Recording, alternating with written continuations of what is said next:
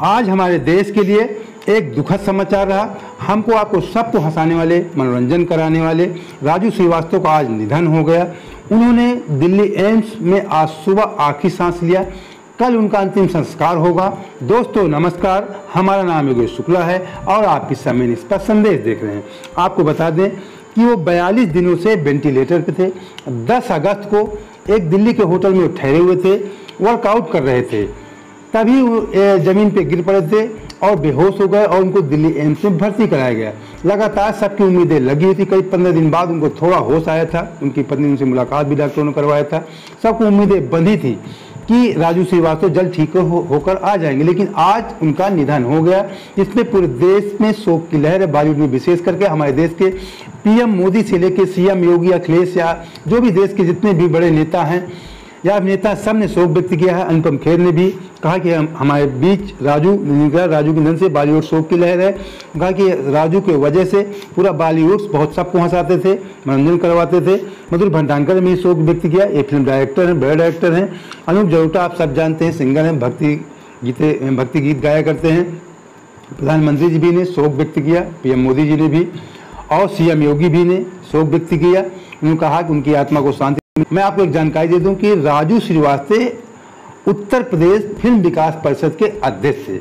जो सीएम योगी जी नोएडा में film city बनवा रहे थे, उसकी देखरेख भी राजू श्रीवास्तव के माध्यम से हो रही थी। तो राजू श्रीवास्तव देश ही नहीं पूरे विश्व में जाने माने हास्य कलाकार थे, बहुत पॉपुलर थे। उन्होंने अपने जीवन को बहुत संघर्ष भरा रहा, गरीबी की हालत से वो ऊपर आए थे। मनोज तिवारी ने भी शोक व्यक्त किया। अखिलेश यादव ने भी कहा कि वो एक गरीब परिवार से आते थे, अपनी पहचान अपने दम पे बनाया। वो पहले मिक्री करते थे, अमिताभ बच्चन की मिक्री करते, उसके बाद धीरे धीरे उनके स्टेज शो होने लगे, फिर फिल्मों में काम किया, एक्टिंग भी किया। गजोधर नाम से भी इन्हें जाना जाता था। इन्होंने शक्तिमान, मैंने भी देखा, शक्तिमान में इन्होंने गजोधर का रोल किया था, उसके नाम से भी काफ़ी चर्चित थे। इनके अक्सर जब ये हास्य के कोई कार्यक्रम किए, इनकी शादी 1993 में, इनका विवाह शिखा से हुआ था। जब भी ये कोई, आप देखते होंगे, जब भी कोई कार्यक्रम किया करते थे, इनका गजोधर शब्द जरूर इनके बीच में बोला करते। जब भी कोई स्टेज शो करते थे तो गजोधर शब्द इनके जबान पे जरूर आया करता था। और जब कोई ये यूट्यूब पे कोई गाना गाते थे तो बुआ, हम बुआ हैं, ढोलकी बजाते थे, गाना गाते थे, बहुत मनोरंजन कराते थे सबको, हमारे पूरे परिवार को, हम सबको पसंद आते थे। एक विशेष बात आपको बता दें कि राजू श्रीवास्तव का जो पोस्टमार्टम वो एक विशेष ढंग से हुआ है। एम्स के डॉक्टर ने जानकारी दी है कि राजू श्रीवास्तव का नई तकनीक से पोस्टमार्टम किया गया है। इस तकनीक से शरीर में किसी तरह का विच्छेदन नहीं किया जाता है, मतलब चीर-फाड़ कुछ भी नहीं हुआ है, बगैर चीर-फाड़ के उनका पोस्टमार्टम हो गया है। जिस तकनीक से राजू श्रीवास्तव का पोस्टमार्टम हुआ है उसे वर्चुअल ऑटोप्सी कहते हैं। इस प्रक्रिया में 15-20 मिनट का समय लगा। बगैर चीर-फाड़ किए 15 से 20 मिनट का उनका कहने का मतलब पोस्टमार्टम हो गया। राजू श्रीवास्तव की पत्नी के अलावा उनकी बेटी भी है, बेटी का नाम अंतरा है और बेटे आयुष्मान के साथ ही उनकी फोटो है। कल आपको जानकारी दे दें कि कल यानी 21 से 22 सितंबर को उनका अंतिम संस्कार दिल्ली में किया जाएगा। अब बात कर लेते हैं कांग्रेस पार्टी में अध्यक्ष को लेकर बहुत समय सरगर्मी चल रही है। उम्मीद की जा रही है कि अशोक गहलोत जी अध्यक्ष बनेंगे, कई लोग चुनाव लड़ेंगे, दिग्विजय सिंह की भी चर्चा है और शशि थरूर भी की चर्चा है। तो पहले एक वीडियो देख लीजिए उनका गहलोत जी का, फिर उसके बाद आपसे बात करें। सौभाग्यशाली हूँ कि पूरे देश के कांग्रेसियों का प्यार, उनकी मोहब्बत, उनका विश्वास मेरे पर है। तो आप भी सुनते होंगे, मैं भी सुनता हूँ, और इसलिए मैं कोई मना नहीं कर पाऊंगा। जहाँ मुझे कहेंगे, अगर मुझे फॉर्म भरना, मैं फॉर्म भरूंगा। जो हमारे जो मित्र लोग उनसे बात भी करेंगे, वो भी मैं काम करूंगा। तो जहाँ मुझे जिम्मेदारी दी गई है, आज मैं मुख्यमंत्री हूँ, वो जिम्मेदारी मैं निभा रहा हूँ, निभाता रहूंगा मैं। आपने वीडियो में देखा अशोक गहलोत जी कह रहे हैं कि कांग्रेस पार्टी मुझे जो जिम्मेदारी देगी उससे मैं पीछे नहीं हटूंगा। पूरे देश में ये अटकले आरोप लगता था कि गांधी परिवार का ही अध्यक्ष क्यों बनता है। इसके संबंध में थोड़ी संक्षिप्त आपको बता दूं। गांधी परिवार 91 जब राजीव गांधी का निधन हो गया था, उसके बाद से 98 तक कोई गांधी पर 7 साल लगभग कोई अध्यक्ष गांधी परिवार का नहीं था। उस समय कांग्रेस पार्टी टूट चुकी थी। फिर तमाम इसी तरह के अशोक गहलोत जैसे तमाम दिग्गज नेताओं ने सोनिया गांधी से मान मुनावल कर उन्हें बुलाया, कि आइए नहीं पार्टी खत्म हो जाएगी। कि सोनिया गांधी आई, पार्टी बनी, पार्टी ने अच्छा प्रदर्शन किया, सरकार बनाया, उसके बाद 10 साल मनमोहन सिंह सरकार चली। तो ये जब भी कांग्रेस में ऐसा होता है तो कांग्रेस की स्थिति अच्छी नहीं होती है। लेकिन इस बार राहुल गांधी हैं तो जिम्मेदारी बैकडोर से देखेंगे। अशोक गहलोत जी को जो एक आरोप लग रहा है कि कांग्रेस पार्टी में गांधी परिवार अध्यक्ष बनता है, तो सभी के लिए चुनाव होता है, लेकिन वो एक सारे सीनियर नेता ये चाहा करते हैं कि गांधी परिवार का ही अध्यक्ष बने। कोई गांधी परिवार के जो लीडर हैं वो जबरदस्ती अध्यक्ष नहीं बनते। तो अब भी मान मिलान चल रहा है राहुल गांधी जी का, काफ़ी दिन से 2019 के जब लोकसभा चुनाव हुआ था उसके बाद उन्होंने इस्तीफा दे दिया था, लेकिन राहुल गांधी इनकार ही करते रहे कि मैं अध्यक्ष नहीं बनूंगा। तो अब अशोक गहलोत जी अध्यक्ष बनेंगे। अनुमान लगाया जा रहा है कि शशि थरूर भी चुनाव लड़ेंगे, वो भी सोनिया गांधी से मुलाकात किए हैं, वो भी चुनाव लड़ेंगे। सोनिया गांधी ने कहा कोई भी चुनाव लड़े, हम किसी के कोई फेवर नहीं करेंगे। दिग्विजय सिंह भी चुनाव लड़ना चाहते हैं। अशोक गहलोत की इसलिए अटकलें तेज लग रही हैं कि अशोक गहलोत के प्रति ज़्यादा लोगों का रुझान इसलिए दिख रहा है कि ये गांधी परिवार से काफ़ी सीनियर लीडर हैं, इंदिरा जी के ज़माने के हैं। जब कोई चुनाव लोकसभा का इमरजेंसी के बाद कांग्रेस पार्टी में जब कोई चुनाव लड़ने को तैयार नहीं था 1980 में, तब गहलोत जी चुनाव लड़े थे राजस्थान से और जीत भी गए थे, सांसद बने थे।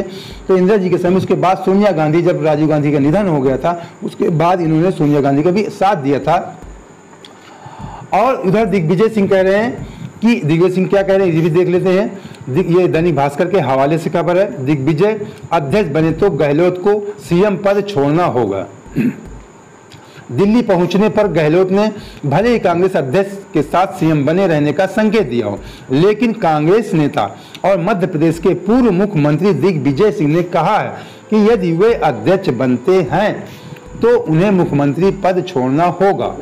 कह रहे हैं कि अगर अध्यक्ष बनते हैं तो उनको एक पद लेना पड़ेगा, मुख्यमंत्री पद छोड़ना पड़ेगा, पद छोड़ना होगा। एनडीटीवी से बातचीत में दिग्विजय सिंह ने कहा कि उदयपुर अधिवेशन में यह प्रस्ताव पास हुआ था, तो कांग्रेस का अधिवेशन हुआ था उदयपुर में, प्रस्ताव पास हुआ था कि एक व्यक्ति सिर्फ एक पद पर रहेगा। दिग्विजय खुद भी अध्यक्ष पद का चुनाव लड़ने की तैयारी कर रहे हैं। तो उन्होंने कहा वो चुनाव लड़े या न लड़े, दिग्विजय सिंह अड़चन पैदा करेंगे, इनको सीएम नहीं रहने देंगे और ये होना भी चाहिए। लेकिन सचिन पायलट वहाँ सब जानते हैं, युवा नेता हैं, काफ़ी दिनों से उनकी इच्छाओं को दमन किया जा रहा है।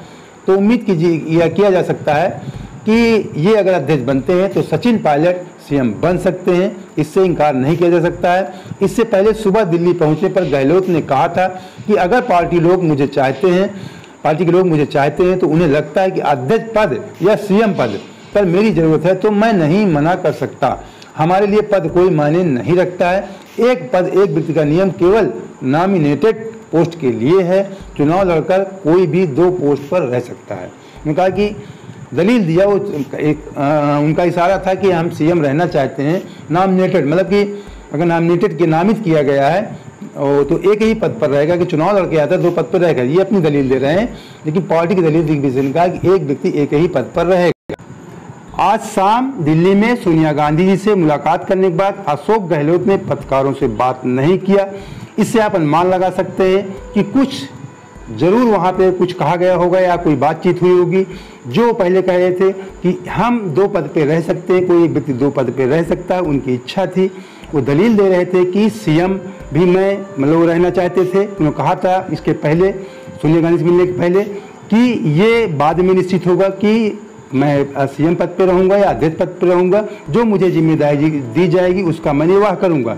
तब आप उम्मीद लगा सकते हैं कि जी ना बोलने का कुछ न कुछ कारण है और सचिन पायलट जी वहां के सीएम बन सकते हैं, इससे इनकार भी नहीं किया जा सकता। क्योंकि राहुल गांधी ने एक बार इशारा किया था किस तरीके सचिन एक मंच के कहा था कि सचिन पायलट जी अपनी इच्छाओं का दबा के रखते हैं, कांग्रेस पार्टी के लिए समर्थित हैं, ऐसा उन्होंने भी कहा था।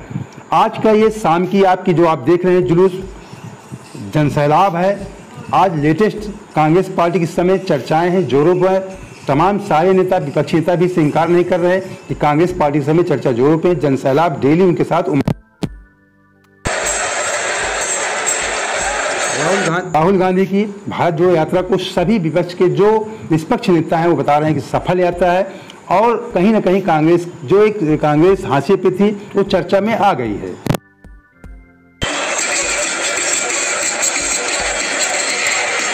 दोस्तों, अगर आपको हमारा वीडियो पसंद आया हो तो जरूर हमें चैनल को सब्सक्राइब करना, लाइक करके दोस्तों को शेयर भी कर देना।